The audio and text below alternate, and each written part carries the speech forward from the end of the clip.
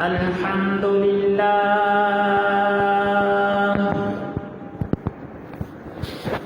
الحمد لله نحمده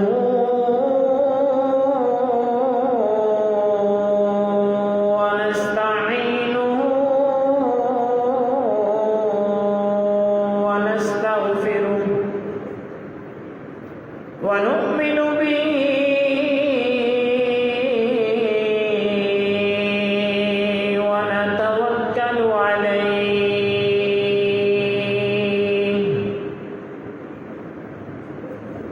ونعوذ بالله من شرور أنفسنا ومن سيئات أعمالنا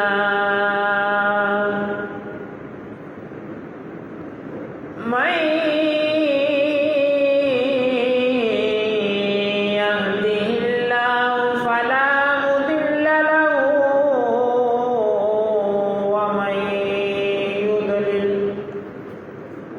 ومن يضلله فلا هادي له ونشهد أن لا إله إلا الله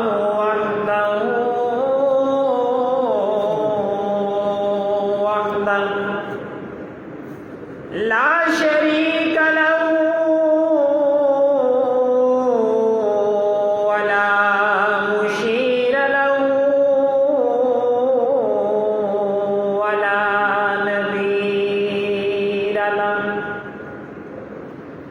ولا معين له ولا مثل له ولا مثال له وأرسله بالحق بشيرا ونذيرا وداعيا إلى الله بإذنه وسراجا منيرا أما بعد فأعوذ بالله من الشيطان الرجيم بسم الله الرحمن الرحيم قال الله تبارك وتعالى في الكلام المجيد والفرقان الحميد أمن يجيب المضطر إذا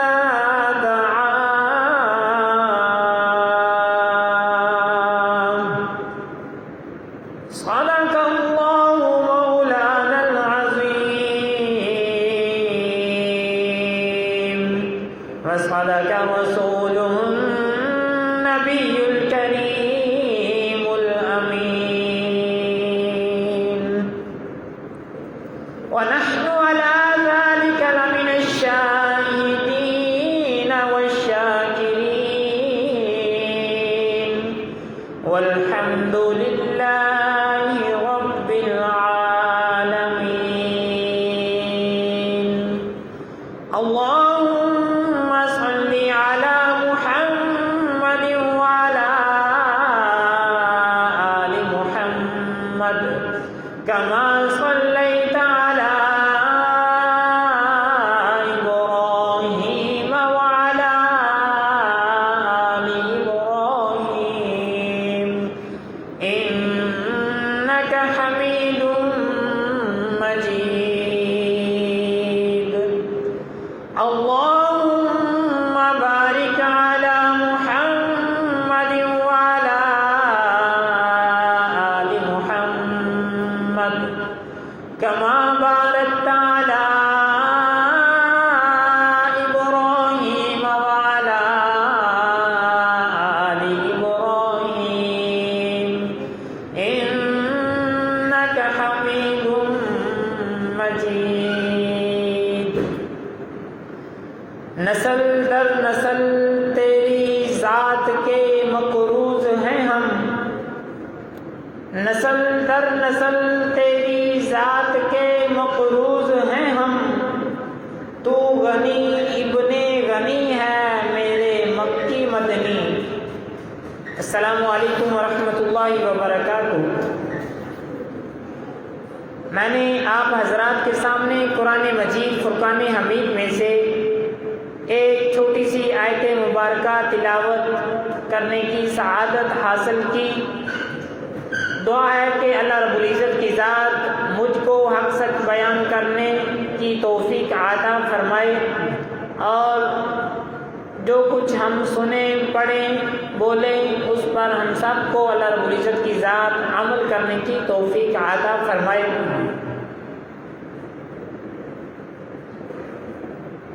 شعر کے اندر حقیقت، یہ جو شعر ہے یہ حقیقت پر مبنی ہے کہ ہم پیارے محبوب صلی اللہ علیہ وسلم کے نسل در نسل مقروض ہیں۔ ہم پیارے محبوب صلی اللہ علیہ وسلم کے احسانات کے نیچے دبے ہوئے ہیں، کیونکہ جتنے بھی پیارے محبوب صلی اللہ علیہ وسلم کے ہم پر احسانات ہیں ان میں سے ایک یہ بھی ہے کہ پیارے محبوب صلی اللہ علیہ وسلم کی ذات مطہرہ نے ہمیں مانگنا سکھا دیا کہ ہم نے مانگنا کس طرح ہے۔ اب دیکھیں احادیث مبارکہ کے اندر پیارے محبوب صلی اللہ علیہ وسلم کی یہ جو دعائیں ہیں یہ موجود ہیں کہ پیارے محبوب صلی اللہ علیہ وسلم نے ارشاد فرما دیا کہ ہم نے جب واش روم کے اندر جانا ہے تو کون سی دعا پڑھنی ہے، کس طریقے سے جانا ہے، واش روم سے نکلنا ہے تو کس طریقے سے نکلنا ہے، کون سی دعا پڑھنی ہے، جب ہم نے لیٹنا ہے سونا ہے تو پھر اس وقت کون سی دعا پڑھنی ہے، جب ہم جاگتے ہیں نیند سے بیدار ہوتے ہیں پھر اس وقت کون سی دعا پڑھنی ہے، جب کھانا کھانا ہے تو اس وقت کون سی دعا پڑھنی ہے، جب کھانا ختم ہونا ہے اس وقت کون سی دعا پڑھنی ہے، اگر شروع والی دعا بھول گئے تو درمیان کے اندر جو دعا پڑھنی ہے وہ کون سی دعا پڑھنی ہے، جب کسی کے گھر جا کے کھانا کھانا ہے تو کون سی دعا پڑھنی ہے، جب ہم نے گھر سے نکلنا ہے تو کون سی دعا پڑھنی ہے، جب گھر کے اندر داخل ہونا ہے تو کون سی دعا پڑھنی ہے، جب مسجد کے اندر داخل ہونا ہے تو پھر اس وقت کون سی دعا پڑھنی ہے، جب مسجد سے نکلنا ہے تو اس وقت کون سی دعا پڑھنی ہے۔ میرے بھائیوں، یہ پیارے محبوب صلی اللہ علیہ وسلم کے ہم پر بہت زیادہ احسانات ہیں، ان میں سے ایک یہ ہے کہ ہم کو پیارے محبوب صلی اللہ علیہ وسلم نے سکھا دیا کہ مانگنا کس طرح ہے۔ اب دیکھیں مانگنا کئی طرح کا ہوتا ہے، کوئی آدمی کسی طرح مانگتا ہے، کوئی آدمی کس طرح مانگتا ہے، کوئی آدمی رو رو کے مانگتا ہے، کوئی آدمی نوافل پڑھ کے اس کے بعد دعا مانگتا ہے، دعا کے اندر جو کچھ اس نے مانگنا ہوتا ہے وہ دعا کے اندر مانگ لیتا ہے۔ یہ ہر ایک بندے کا الگ الگ طریقہ ہے مانگنے کا، تو پیارے محبوب صلی اللہ علیہ وسلم نے ہمیں یہ تمام چیزیں جو ہیں مانگنے کی وہ سکھا دی۔ اب فرض کریں کہ ایک آدمی تاجر ہے، اب تاجر کو پتہ ہے کہ میری کتنی دکانیں ہیں اور ایک دکان پر میں نے کتنے تالے لگائے ہوئے ہیں۔ جب تاجر اپنی دکان کھولنے کے لیے آتا ہے تو اس کے پاس ایک چابیوں کا گچھا موجود ہوتا ہے۔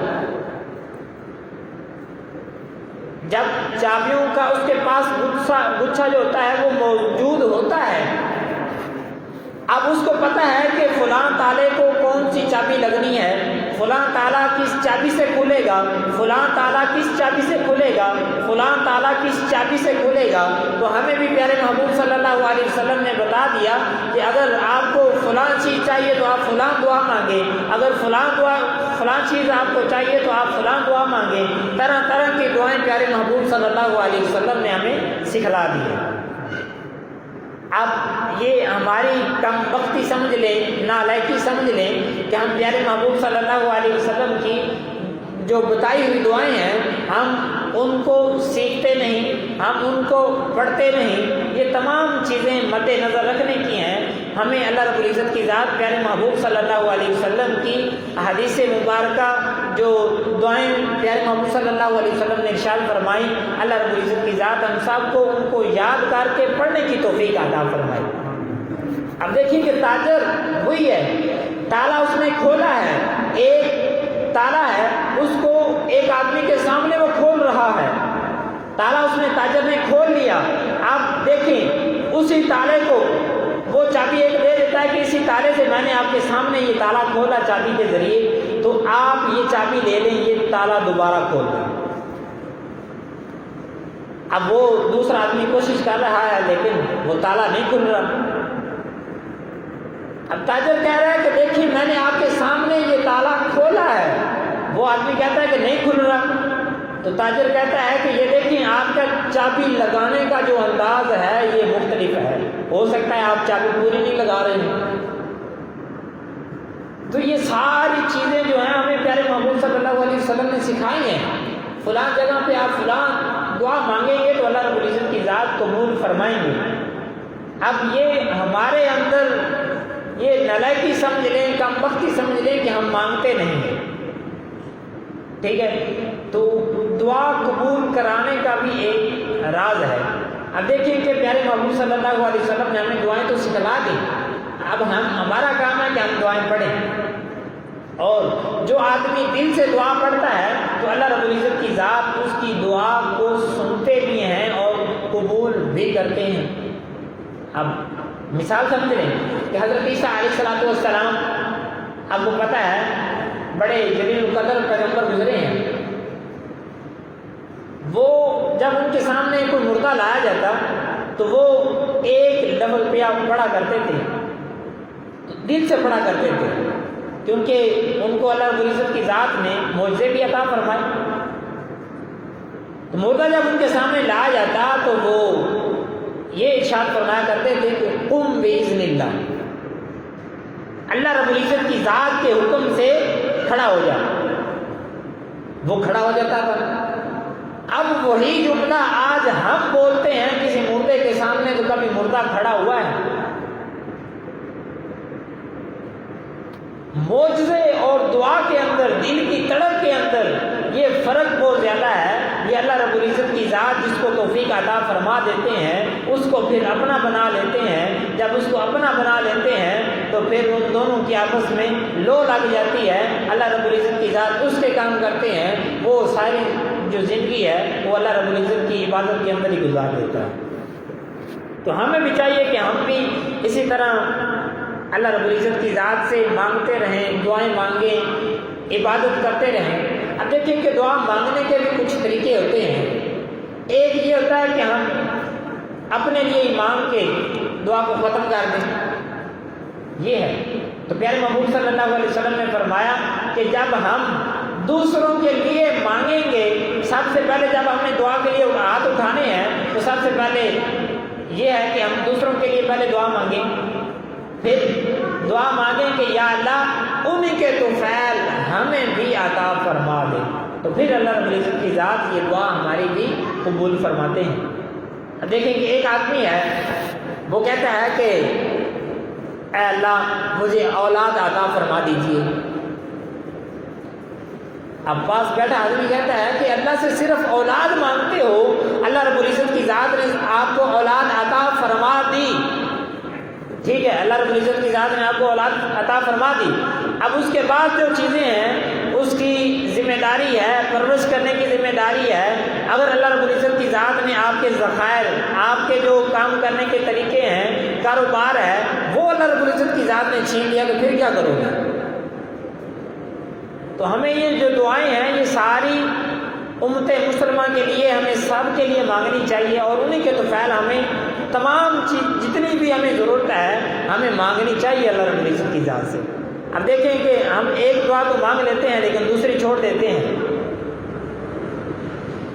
ہمیں بھی چاہیے کہ ہم تمام دعائیں جو ہیں، دیکھیں کہ دنیا کا ضابطہ یہ ہے کہ ہم اگر کسی سے مانگیں گے تو ہم جتنی ہمیں ضرورت ہے اتنی مانگیں گے۔ اب مجھے پتہ ہے کہ آپ حضرات کے سامنے اگر میں کچھ سوال کروں گا تو آپ پورا کریں گے، لیکن میں جب سوال کروں گا تو میں اتنا ہی کروں گا جتنی میری ضرورت ہوگی۔ اگر میں کسی سے مانگوں گا کچھ تو پھر یہ ہے کہ میں اس کی طاقت دیکھ کے اس سے مانگوں گا، لیکن اللہ رب العزت کی ذات تو بڑی وسیع ذات ہے، غفور رحیم ذات ہے۔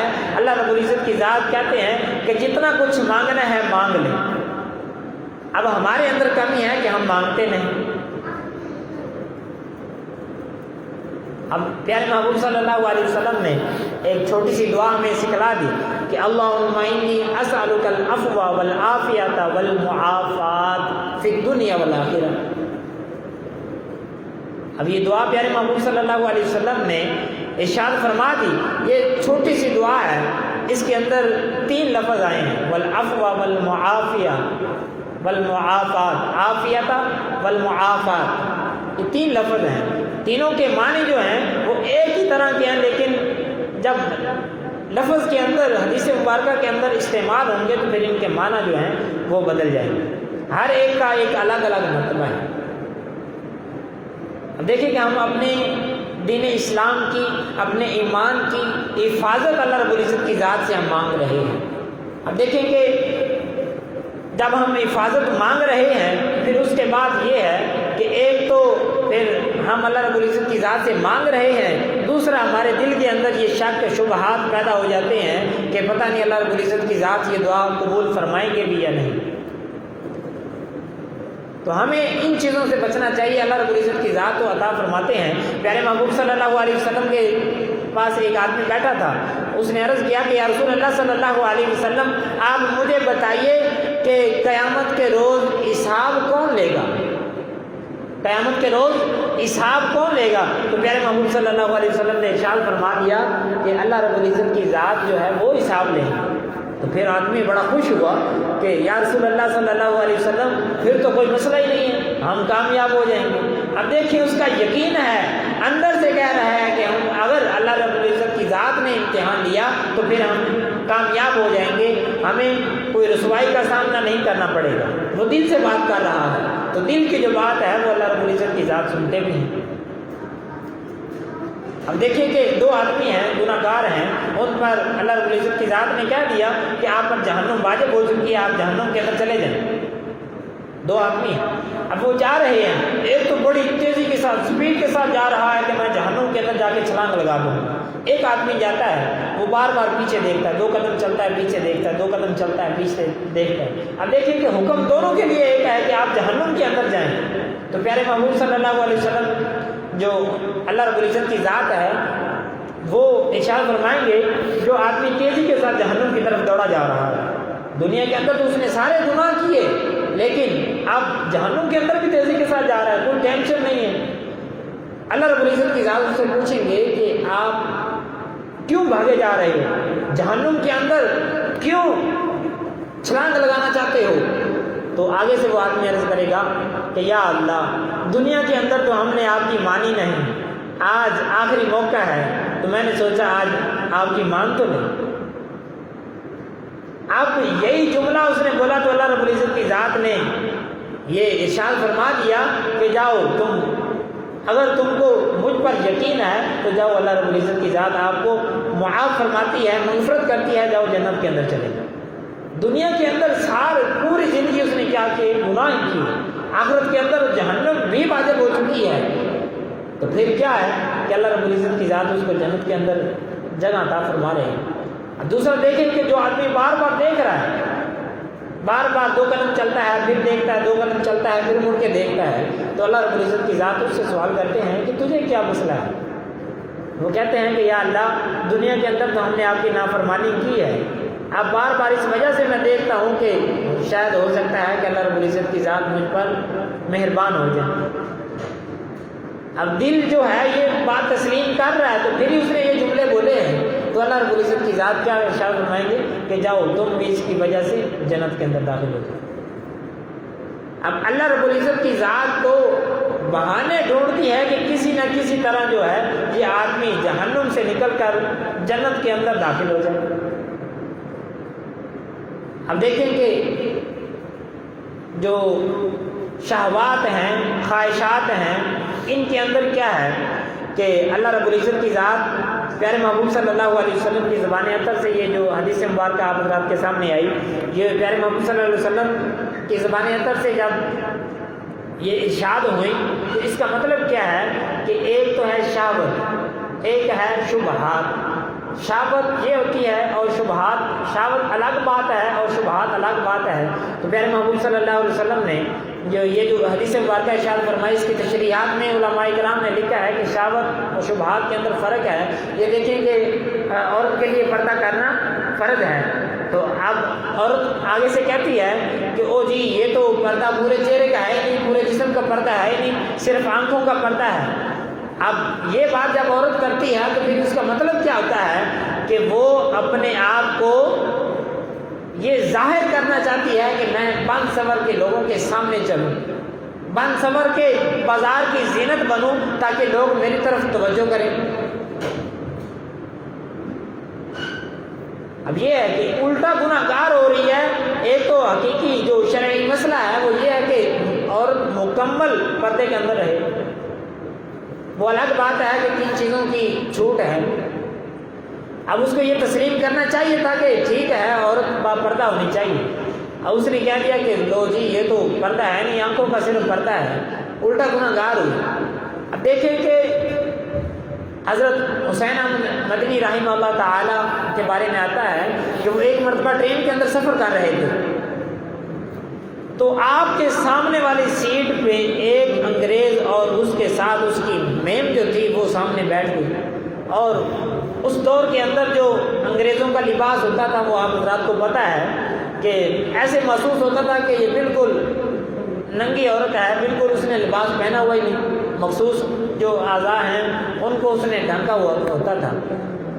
حضرت حسین احمد مدنی رحمہ اللہ تعالیٰ کو وہ انگریز کہنے لگا کہ آپ لوگوں نے تو عورتوں کو کیا گھر کے اندر قیدی بنا رکھا ہے باہر نہیں نکلنے دیتے.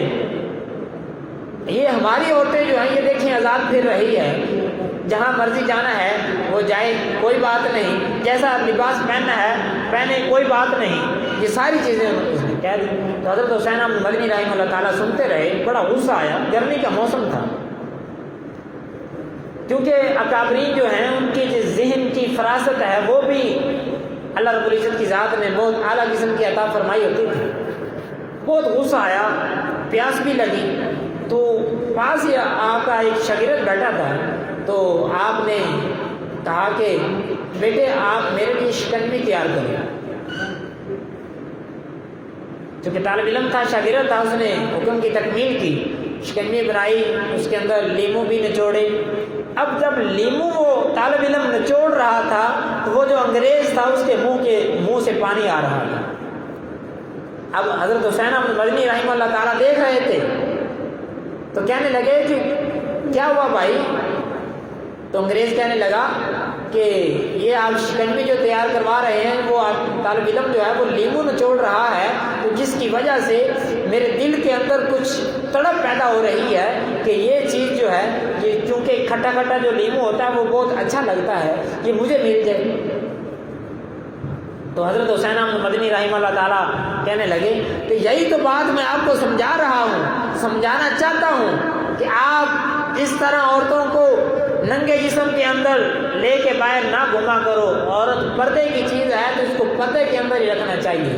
اب جس طرح آپ کو لیمو نچوڑنا جو ہے جب طالب علم لیمو نچوڑ رہا ہے تو آپ کے منہ کے اندر سے پانی نکل رہا ہے تو جب یہ ننگے جسم والی عورت بازار کے اندر جائے گی تو پھر دوسرے لوگوں کا کیا حال ہوگا.